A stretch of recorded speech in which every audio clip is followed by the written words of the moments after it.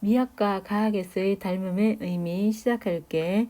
여기에서는 닮았다는 게 예술에서는 뭐라고 하는지, 과학에서는 뭐라고 하는지 그걸 파악하는 그런 지문이야. 자, 미학은 미의 본질과 구조를 해명하는 그런 학문을 그 미학에서 닮음을 뜻하는 유사성과 상사성이 구별된대. 다 닮았다는 의미야. 근데 자, 미학에서 예술에서는 유사성, 상사성을 구별해서 얘기한다는 철학적 합의가 깔려 있대. 철학적으로 자, 여러 가지 뜻을 갖고 있다는 거야. 그래서 철학자 푸코는 유사성과 상사성을 구별하였는데, 자, 유사성을 선생님이 동그라미 치고 상사성을 네모로 칠게.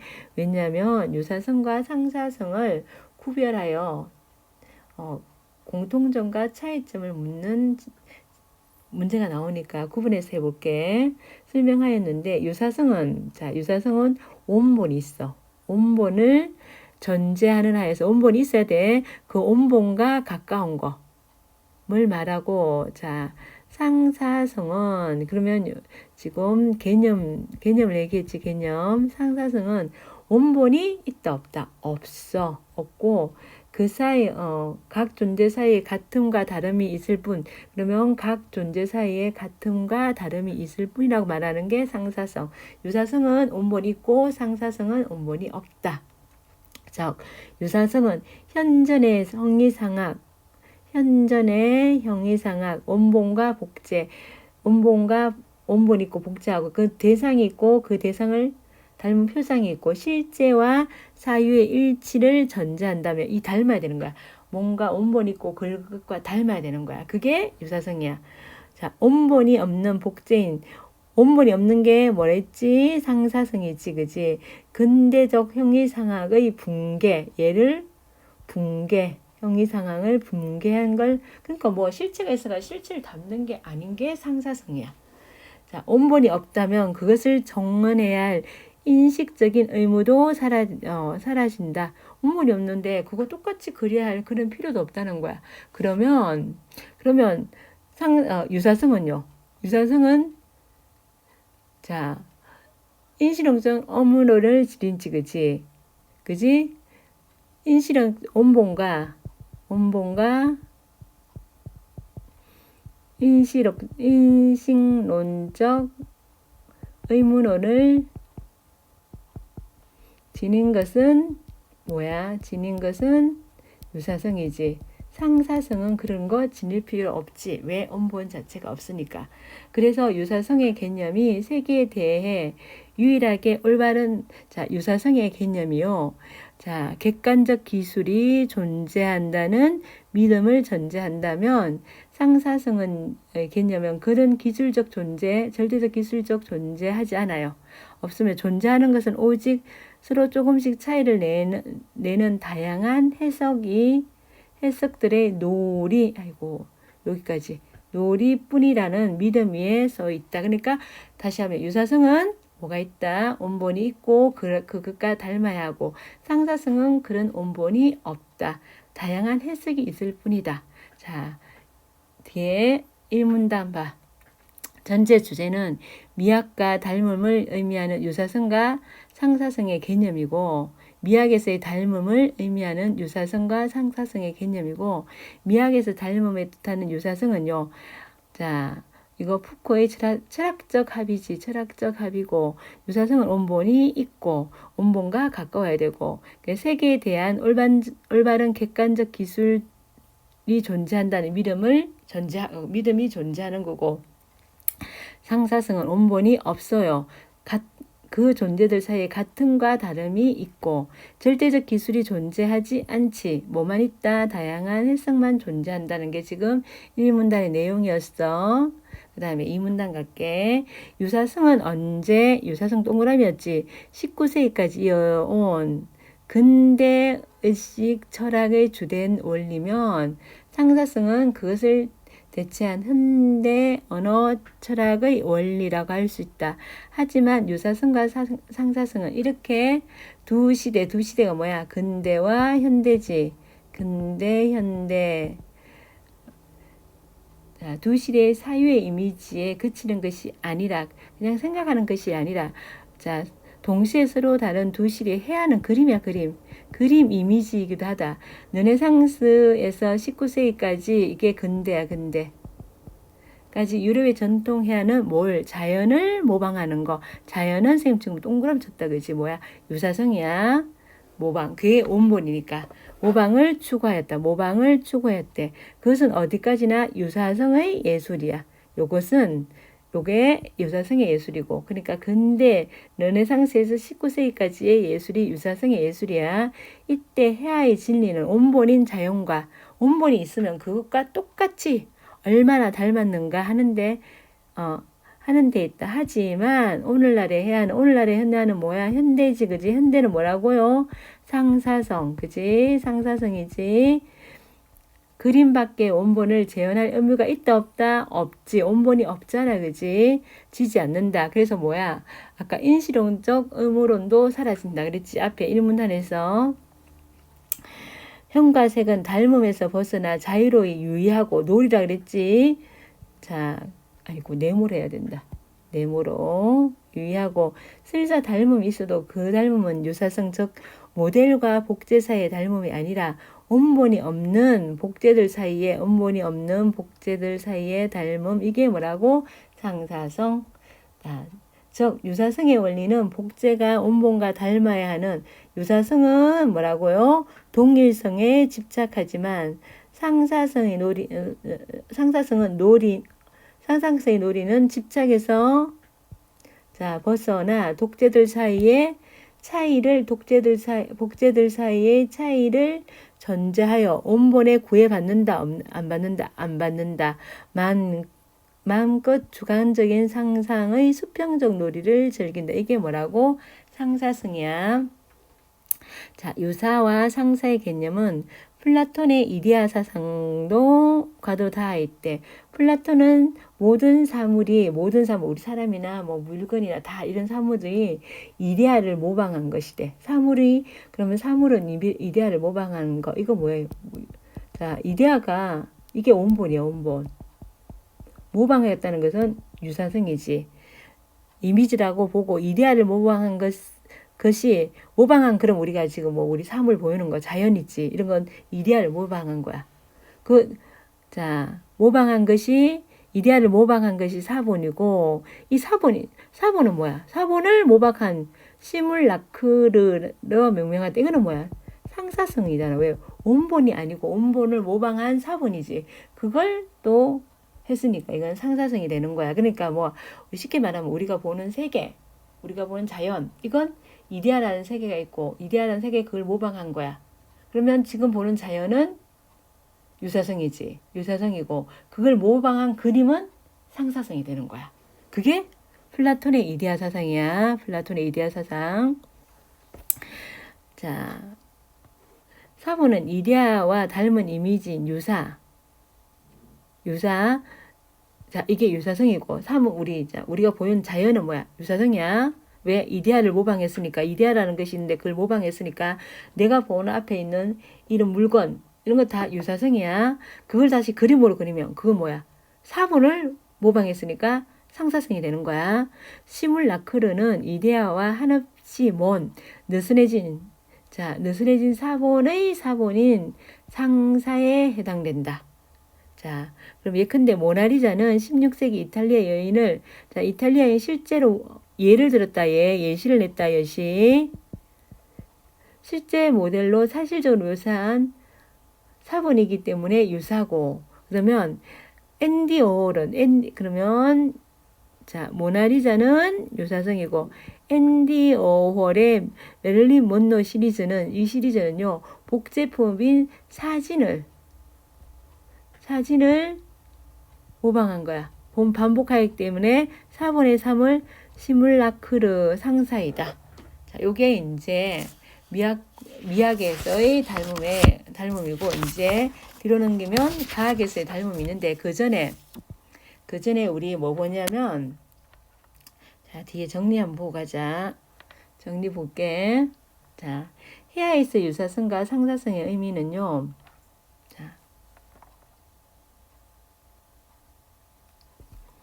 유사성은요. 19세기 근대의 해와의 이미지, 모델과 복제 사이에 닮아야 돼. 그러면 현대 언어 철학의 사유와 해와의 이미지는 자, 원본과 복제들 사이에 원본과 복제들, 그러니까 사진 갖고도 하는 거지, 그지? 사이의 닮음이고, 자, 유사와 상사의 개념과 플라톤의 이데아 사상은, 유사성은 플라톤의 이데아의 사본, 원본을 모사한 사본, 예로운 모나리자가 나와 있고, 원본을 모사했으면 상사성이고, 자, 상사성은요, 플라톤 이데아의 시뮬라크르, 사진을 모사한 사본의 메릴린 먼로의 사진을 다시 묘사했으니까 사본을 묘사한 거지. 그러면 뭐가 된다? 상사성이 된다. 자, 그 다음에 나아갈게. 우리 과학에서 유사성이 뭐냐? 유사성과 상사성. 과학에서는 유사성은 생각하지 않아도 되고 상사성만 생각하면 돼.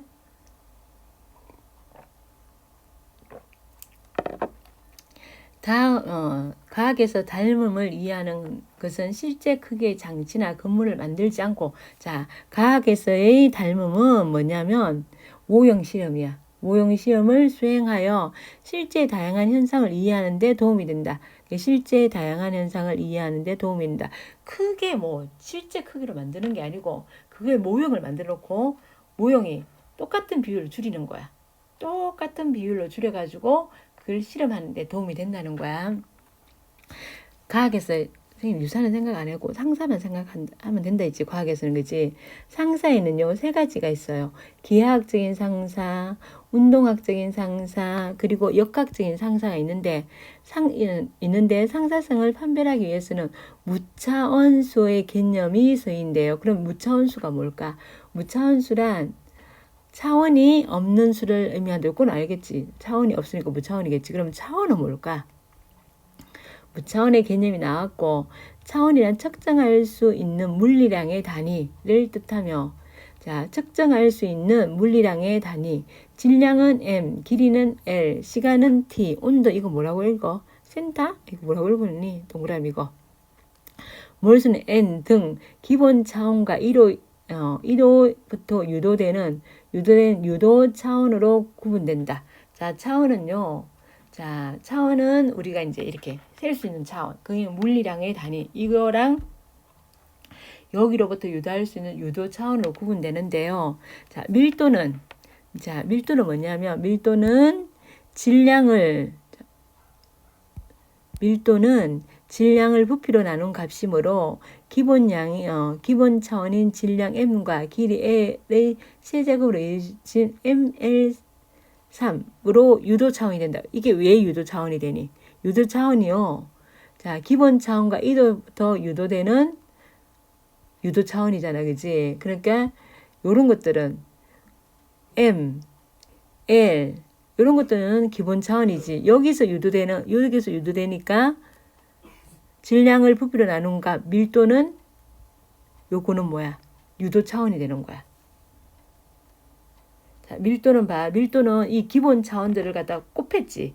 곱했으니까 그거는 유도 차원이 되고, 그냥 기본 차원, 질량, 길이 이런 것들은 기본 차원이 되고, 반면에 무차원수는 차원을 갖는 물리량들을, 자, 무차원수라는 게 뭐냐면, 자, 무차원수는 이 물리량을 적당히 곱하거나 나누어 얻어지는데, 자, 무차원수는 이런 것들을 곱하거나 나누거나 이렇게 해서 아까 이제 질량, 길이, 부피 이런 것들이 있지. 이런 것들을 자, 곱하거나 나누거나 해서 얻어지는 게 무차원수야. 자, 적당히 곱하거나 나누고 해서 얻어지는 게 이게 무차원수고요. 두 정사각형의 닮은 비는 삼각형 변의 길이의 비가 되며 삼각형 변의 길이와 비가 되며 이 값이 L, 이 값은 길이 L로 나눈 값이므로 단위가 없는 무차원수가 된다. 선생님 이야기는 이렇게 봐. 이렇게 내리면 똑같은 이게 화면이 어떻게 해요? 똑같은 비율로 줄어들지. 이건 똑같은 비율로 늘어지지. 이렇게 무수히 많이 할 수 있다는 거야. 삼각형 이렇게 봐. 이렇게 있으면 이게 정삼각형이면 똑같은 비율로 똑같이 줄여가 정사각형 엄청 많이 만들 수 있고 이렇게 또 늘려가 엄청 많이 만들 수 있다. 이렇게 정도만 이해를 해. 그러면 될 것 같아. 자, 같은 비율 늘려야 돼. 같은 비율. 그럼 똑같이 쫙 늘어났다. 똑같이 쫙 줄어들지, 그지? 그래서 뭐야? 길이의 B가 된다는 거야. 똑같은 자, 똑같은 비율로 쫙쫙 늘려야 되는 거야. 과학에서 상사 중, 자, 상사가 세 가지 있지. 무슨 상사? 자, 기하학적인 상사, 운동학적 상사, 그리고 역학적 상사. 기하학적인 상사는 그냥 모양. 똑같은 크기로 쫙 늘었다고 쫙 줄였다고 하는 그런 모양이라고 생각하면 돼. 처음에 기하학적인 상사부터 얘기할게. 상사는 상대적인 길이나 각도 등의 닮은 꼴 형상. 그러니까 같은 비율로 늘리거나 같은 비율로 줄인 거. 자, 형상이 그대로 축소 또는 자, 축소되는 확대되는 것. 자, 크기가 다른 두 원뿔이 있을 때 원뿔 요런 거겠지. 원뿔 요런 거겠지. 그러면 이 넓이 밑면의 반지름과의 반지름하고 높이의 비가 같게 어떻게 그리냐. 자, 이게 반지름이 이만큼이면 높이도 한 이 정도. 예, 아이고 비슷해야 되니까 요거 한 요 정도 비슷하니? 이렇게 되면 이런 원뿔이 있어. 원뿔이 있으면 B가 같다면 두 원뿔이 기하학적인 상사이다. 같이 이렇게 늘리는 거야. 이때 두 뿔의 크기 비를 나타내 이때 두 원뿔의 크기의 비를 나타내는 축적은 단위가 없는 무차원수가 된다. 자, 한편 운동학 여기 봐. 자, 여기 보면 첫 번째 봐봐. 자, 과학에서의 닮음의 의미와 이를 분석하는 데 필요한 무차원수의 개념인데 무차원수는 차원이 없는 수, 차원을 갖는 물리량 연산하여 얻는 물리량 M, L 이런 것들을 갖다가 더하거나 곱해서 얻는 게 자, 얻는 걸 갖다가 무차원수고요.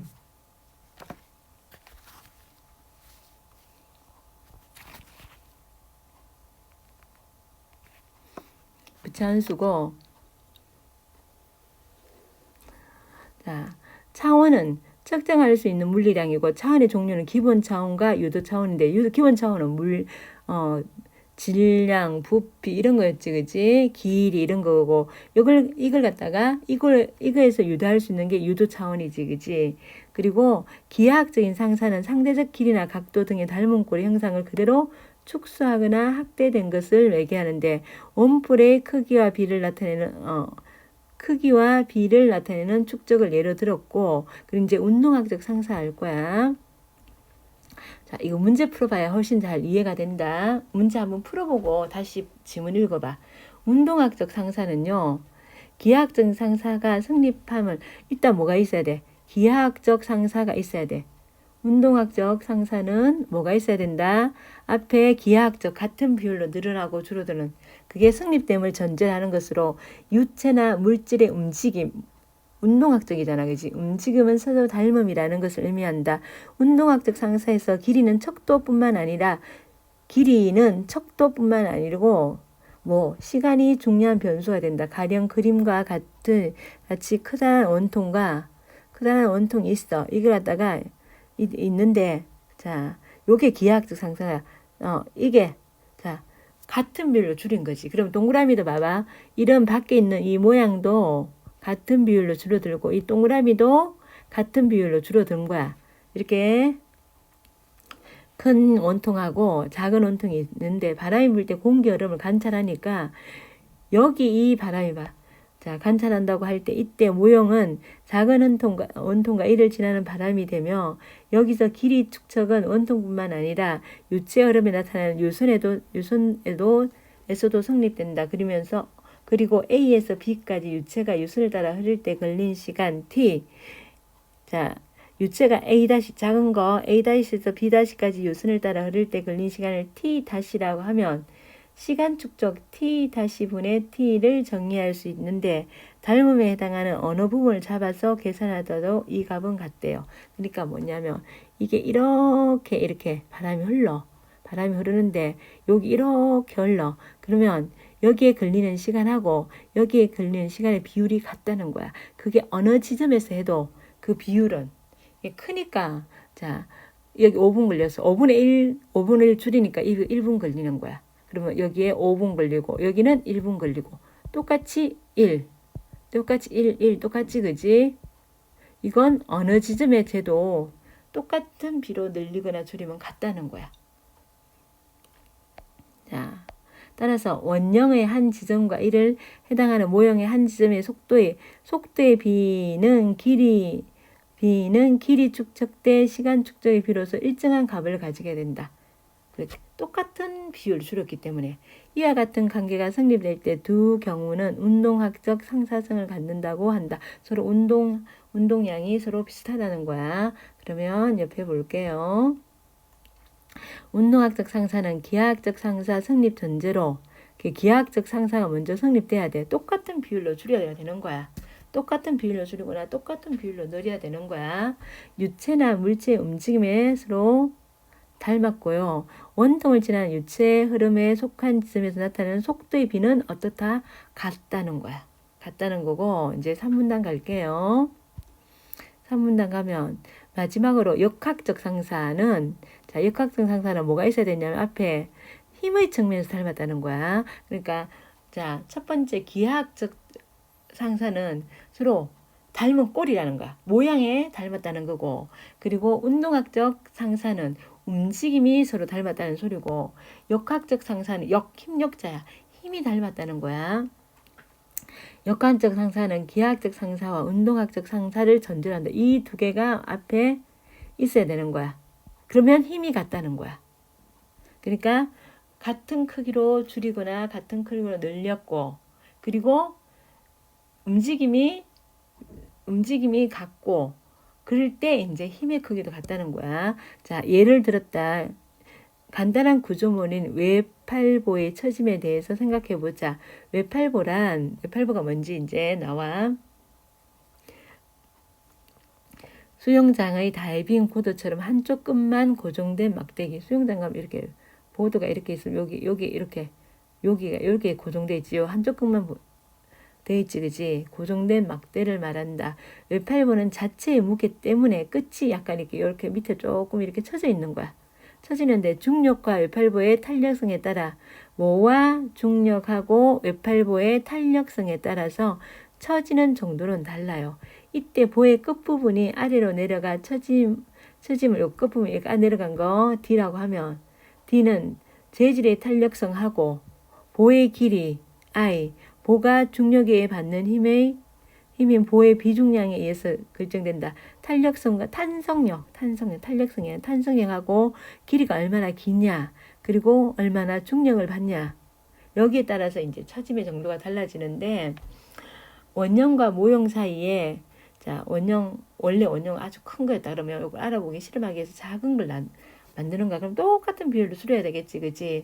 원형과 모형 사이에 무차원수인 탄성력 대 중력의 비가 같으면 탄성력하고 중력의 비가 같으면 무차원수인 상대 처짐은 원형과 모형이 같게 된다. 같은 비율로 처진다는 거야. 그러니까 탄성하고 비하고 같으면 같은 비율로 처진다는 거야.